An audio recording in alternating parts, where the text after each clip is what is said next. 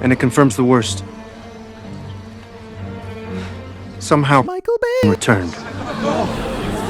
It's no surprise that Paramount is desperate to try and replicate their super successful sugar sauce from the 2007 to 2014 era. $1 billion. And going back to the future to try and reverse the downward financial trend of the past couple movies. And the keystone in this mega blockbuster rebuild, the only gauntlet in the universe that can hold these particular Infinity Stones, being one man. His last couple of Transformers movies weren't exactly great, so I binged all of his movies to see whether or not we need to worry about his return. And quick spoiler, I am not as worried as I was. So I'm going to go through the pros and the cons of him returning and relating it to his other non-Transformers work. So, I'm going to try and get some more content out to you more regularly, so I'm going to slot in these sort of opinion pieces, if you will. Between the regular vids, of course, me just talking crap about stuff that's going on based on nothing more than my mood at the time. It'll be robot related, like the next one will be about the mad places AI and robotics are taking us. But for now, let's just start with my guy, Michael J. Bay. So let's start optimistic, and let me start with the pros. With a bold statement. This man is the greatest action director of all time. There it is. A statement that many would debate, I'm sure. A statement that will bring the Hong Kong era John Woo fans crawling out of the woodwork with their shurikens are sharpened. A statement that would send the Jim Cameron fans reaching for their fucking Aliens Director's Cut DVDs and their T2 Blu-rays to throw at my naive young face. But no, this naive young face stands firm because he at least has to be in that there conversation. He moved the camera in ways that made you feel part of the insanity of the scene. He came up with a brand of stylized violence that took the Tony Scott formula and shoved half a gram of Hollywood happy powder up its nose and made it go whoa! Even in the quieter scenes, the camera never stopped moving.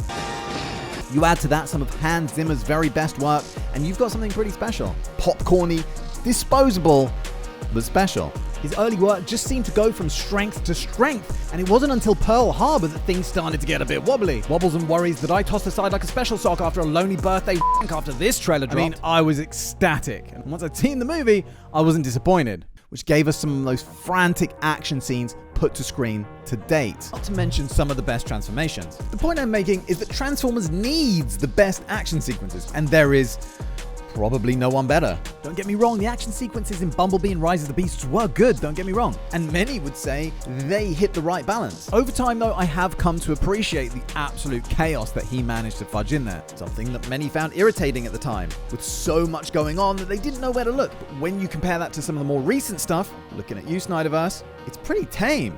But integrating the transforming dynamic with the gun-toting mayhem, was never going to be easy. And don't forget, it had never been done at that point. So that would be my biggest pro. This guy does big action, bigger and actionier than anyone else. The issue being that he needs to be reined in before we end up with again. The next pro is I feel that Transformers needs that vehicle porn. I know it's shallow, but just look at the popularity of Top Gear. People love that burning rubber, screaming jet engines, insane stunts with tanks or whatever. It's pure smut. And I love it. And again, there are not many better at doing this than MB himself, as he's been doing it in music videos and commercials for years. Again, within reason, because when it goes beyond the realm of believability, it just gets stupid. So basically, the issue being that he needs to be reined in before we end up with another undisputable pro is that, mainly because of Transformers, Michael Bay is one of the highest box office earners of all time. Which is mind-blowing, though. On the same list as Spielberg and Jim Cameron and J.J. Abrams. There are a few consequences to him being on this list. The main one being that he will ensure that we will get our marketing budget. Earlier entries plastered Bumblebee's face everywhere, and the cross promotions were pretty wild. No one on planet Earth will not know that there's a Transformers movie coming out. I think I've said this before, but in the lead up to Transformers 1, I went to the theater to see something. I can't remember what it was, but I think it might have been the Beetlejuice sequel. But I expected to see posters, trailers, fucking Pepsi cups with Prime's face all over them. But no, they had one TF1 cutout. One, and it was all the way back, like in the back of some dark hallway. Even the staff didn't seem that aware that there was a Transformers movie coming out in a few weeks. It was criminal what happened with that movie. So if Bay returns, they will definitely stump up the marketing moolah. No doubt. Another thing that I quite enjoy about the Bay movies is this is a double-edged sword, because it doesn't always come off. But when it does, it's the best thing about a Bay movie. It's the way he chooses comedic actors. Comedians basically... Hey, mammy! By the rock, I'll bust your head, bitch. And gets them to bounce off each other. I don't know whether he cokes them up or Red Bulls them or what. But when it works, it is really entertaining. So hopefully they'll get some good dynamics in there, because I think that's the best way to ensure that not everyone hates the human characters. I'm adding this as a pro only in the case that it's done right, because it can go way, way wrong, as we'll see in the con section. And I noticed from Ambulance and 13 Hours, two excellent movies by the way, that this OTT performance thing is toned way down. There's still chemistry between the actors, but it doesn't feel like everyone's on crack. So I'm quite optimistic that he might have found the balance. One potential pro would be that we might finally see a conclusion to the Bayhem story. The way the last night ended was just a meat cleaver drop, chopping the scrotes of anyone who's actually trying to follow the story. And even if this new one is just a reboot, it might vibe us some kind of closure. Even if it's just a somehow the Emperor returned kind of bullshit. At least we'll get it wrapped up. Personally speaking, the way the later Bay movies went meant that I'd lost all interest long before that point. Somewhere during the last night, I just stopped caring. So me, I don't really need much time spent on this, even needs doing at all. A big part of me is just like, fucking drop it, let's just start again. Looking at his other movies, and I know that Transformers is kind of a unique case scenario, but when he gets things right, he does round off the story in a pretty good way. Like, look at Armageddon. The ending had me way too close to tears, man. I was young when I saw it. I miss Harry, man. And I am all out of pros, but before we get to the cons, let me remind you that European Transformers store Transforverse has given me some figures to give away. The first one being One by Biophoenix 7. Congrats on that, buddy. I'll be in touch shortly.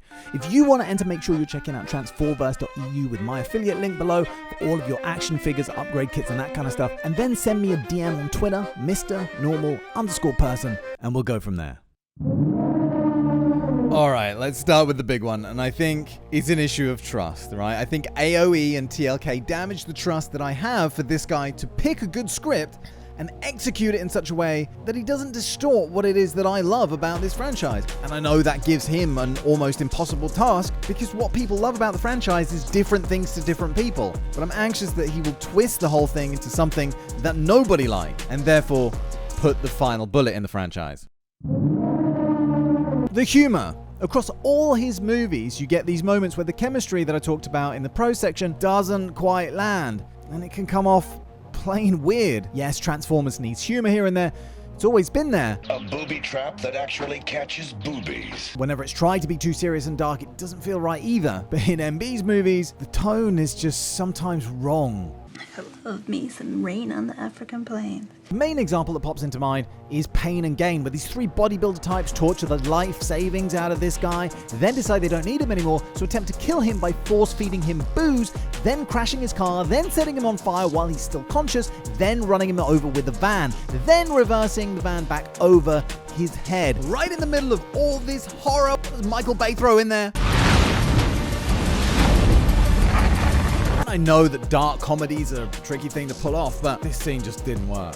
So it feels to me that when he starts from a script that has had some time spent on it, some love pumped into it, got a fairly good chance of turning out okay. Like they say on day one of film school, you can make a good script into a bad movie, but you can't make a bad script into a good movie. If a bad script is the springboard you're jumping from, you landing in shit no matter what. So another big concern for me is that there are channels reporting that the script is ready or almost ready. It's just like, okay, please tell me you've been working on this for a while and that you haven't just cobbled this together from the spitballs of whatever writing team had nothing better to do that day. I know that we don't know when the writing was started, but knowing what we know about them chopping and changing scenes through production and post-production, to me, the news breaking that Bay is returning, followed by the script almost instantly being good to go, is not a great sign. Hopefully it's just Twitter speak, because last thing we need is for this to be rushed. So I wish they would just take their fucking time already. Especially if they're hoping to kick off a multi-movie franchise, which is another thing I've heard touted. We cannot afford a weak entry to the franchise.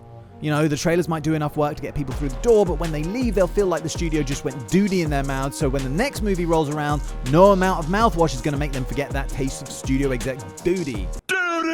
Another concern of mine, well, complication of the same thing really, is the amount of money these things are costing to make these days. With Bay returning, I can't see them scrimping and saving. But again, that's a double-edged sword. Rise of the Beasts costing $200 million. What the fuck? Did that feel like a movie that cost $200 million? I mean, sure, big budget, but $200 million. I now understand why we didn't get Unicron turning into robot mode. That would have probably cost another $100 mil, because photorealistic CGI is expensive. There's no two ways about it. So Transformers movies just can't be done cheap. Now, all that puts a lot of pressure on the box office returns. These movies are in a weird situation where they can still rake in a boatload of money and still be considered a flop. And that puts pressure on everything, every step of the way. And let's not pretend he's never had a flop here, because there was The Island, which is probably the big blemish on his resume. A film that cost $126 million for back then was a boatload, and only made $36 million domestic, ouch, although it did do better overseas. Bay would blame the marketing, but it had a few problems this one. Misleading title, weird pacing, but the main problem being that it probably should never have been an action movie to begin with. We're definitely going to be getting those same old Michael Bay tropes. Not a problem for me, but problematic for many. We're shit out of luck if they don't like strippers and magic hour. Yeah, I'm talking about the sexualization of everything. I would have said orange and teals over everything, but I don't think he really does that anymore. Oh no, he does. 13 hours is pretty much nothing but. But the biggest concern I have though is audience fatigue. I think that something drastic does need to happen with the franchise, and they're going to have to spin this in quite a big way to give it enough of a refresh. I think the worst thing they could do is make the audience feel like they're just shoveling up more of the same Bayverse. So I think they're going to have to change up more than just the designs, take a whole different approach, hopefully including more Cybertron stuff, leaving out Optimus altogether. How do you guys feel about that one? I've been whinging on for years that we need to break this universe down into smaller chunks, almost like an anthology, which then somehow all ties up at the end. It's the only way that often overlooked characters can get their story told. Like these guys. Who doesn't want to see these guys' backstory? Another thing I'm getting sick of is the MacGuffin dynamic. You know what I mean. Bad guy shows up. He's looking for whatever the fuck super weapon power MacGuffin it is this time. Good guys have got to race him to get it. They fail, then they have to fight him at the end. I've seen that one too many times now. We need something else. But to conclude, I do understand why the studio are doing it this way at this stage, and I am still nervous about it. But seeing Ambulance in 13 hours has gone a long, long way to reassure me that MB can still make good movies. In those movies, there were no strippers under strobes. The humor was much more human somehow.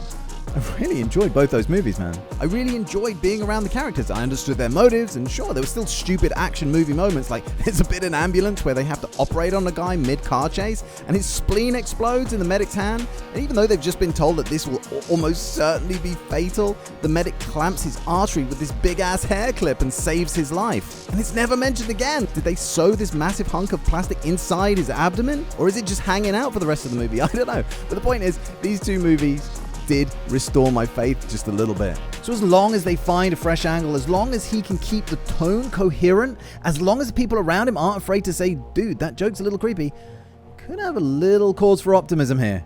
Right, I want to know your thoughts as to how you see this going down.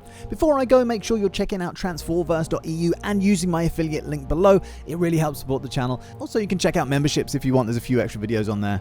Next up, I'm working on a video about the most powerful female robots, Shockwave's most powerful alt modes, and of course I'm dying to hear if there's anything you want to see. Thank you for all the support that you guys give the channel, and I will see you very soon for the next one. Cheerio, bye.